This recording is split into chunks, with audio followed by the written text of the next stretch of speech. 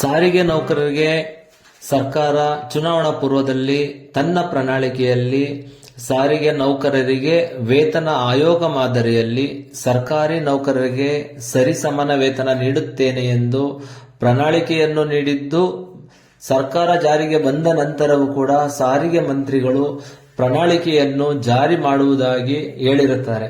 ಆದರೆ ಸರ್ಕಾರ ಬಂದು 1 ವರ್ಷ ಕಳೆದರೂ ಕೂಡ ಪ್ರಣಾಳಿಕೆ ಜಾರಿ ಮಾಡದ ಕಾರಣ ಸಾರಿಗೆ ನೌಕರರು ಎಲ್ಲರೂ ತುರ್ತಾಗಿ ಪ್ರಣಾಳಿಕೆ ಜಾರಿ ಮಾಡುವಂತೆ ಒತ್ತಾಯಿಸಿ ಬೆಳಗಾವಿಯ ಸರ್ಕಾರದ ಪ್ರಮುಖ ಸಚಿವರಾದಂತಹ ಸತೀಶ್ ಜಾರಕಿಹೊಳಿರವರನ್ನು ಭೇಟಿ ಮಾಡಿ ಸರ್ಕಾರ ಸಾರಿಗೆ ನೌಕರರಿಗೆ ಕೊಟ್ಟಿರುವ ಪ್ರಣಾಳಿಕೆಯಂತೆ ತುರ್ತಾಗಿ ಸರಿಸಮಾನ ವೇತನವನ್ನು ನೀಡಬೇಕು ಎಂದು ಒತ್ತಾಯಿಸಿದ್ದಾರೆ. ಮತ್ತು ಸಾರಿಗೆ ಮಂತ್ರಿಗಳು ಕೂಡ ಕಳೆದ ತಿಂಗಳು ಸಂಕ್ರಾಂತಿ ಹಬ್ಬದ ನಂತರ ಸಾರಿಗೆ ನೌಕರರಿಗೆ ಪ್ರಣಾಳಿಕೆಯನ್ನು ಜಾರಿಗೆ ತರುವ ವಿಚಾರವಾಗಿ ಮುಖ್ಯಮಂತ್ರಿಗಳ ಜೊತೆ ಮಾತನಾಡಲಾಗಿದೆ.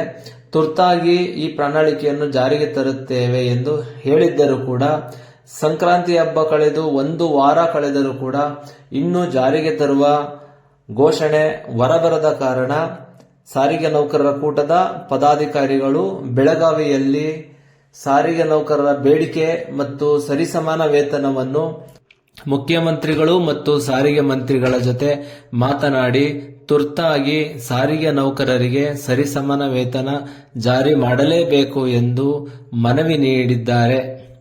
ಈ ಮನವಿಯನ್ನು ನೀಡಲು ಮಲ್ಲಿಕಾರ್ಜುನ್ ಸಜ್ಜನ್ ರವರು, ಶಶಿಕಾಂತ್ ಬಡಿಗೇರ್ ರವರ ಮುಖಂಡತ್ವದಲ್ಲಿ ಎಲ್ಲಾ ಸಾರಿಗೆ ನೌಕರ ಕೂಟದ ಪದಾಧಿಕಾರಿಗಳು ಅವರ ಮನೆಗೆ ಭೇಟಿ ನೀಡಿ ಮನವಿ ಪತ್ರವನ್ನು ಸಲ್ಲಿಸಿ ತುರ್ತಾಗಿ ಸಾರಿಗೆ ನೌಕರಿಗೆ ಸರಿಸಮಾನ ವೇತನ ಜಾರಿ ಮಾಡಲೇಬೇಕು ಎಂದು ಒತ್ತಾಯಿಸಿದ್ದಾರೆ. ಇದಕ್ಕೆ ಸ್ಪಂದಿಸಿದ ಸಚಿವರು, ನಾನು ಮುಖ್ಯಮಂತ್ರಿಗಳ ಜೊತೆ ಮಾತನಾಡಿ ಮತ್ತು ಸಾರಿಗೆ ಮಂತ್ರಿಗಳ ಜೊತೆ ಮಾತನಾಡಿ ನಿಮ್ಮ ಭರವಸೆಯನ್ನು ನಮ್ಮ ಪ್ರಣಾಳಿಕೆಯಂತೆ ನಾವು ಈಡೇರಿಸುತ್ತೇವೆ. ನೀವು ಯಾವುದಕ್ಕೂ ಹೆದರಬೇಡಿ.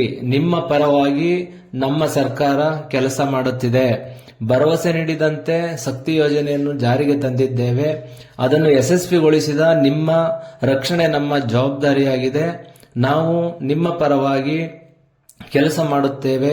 ಯಾವುದೇ ಯೋಚನೆ ಮಾಡಬೇಡಿ ಎಂದು ಭರವಸೆಯನ್ನು ನೀಡಿರುತ್ತಾರೆ ಎಂದು ಮನವಿ ಸಲ್ಲಿಸಿದ ಸಾರಿಗೆ ನೌಕರರ ಮುಖಂಡರು ಮಾಹಿತಿಯನ್ನು ನೀಡಿರುತ್ತಾರೆ.